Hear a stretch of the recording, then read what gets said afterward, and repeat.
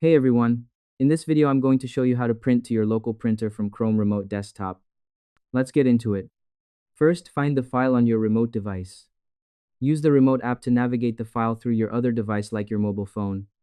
Find the specific document or picture you want to put on paper. You must find the file on your mobile screen so the phone knows which piece of information it needs to handle. Next, open the print menu. You need to tell your phone that you want to do something with this file.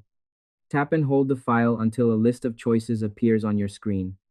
Look through the list and locate the print option. Next, name and format the file.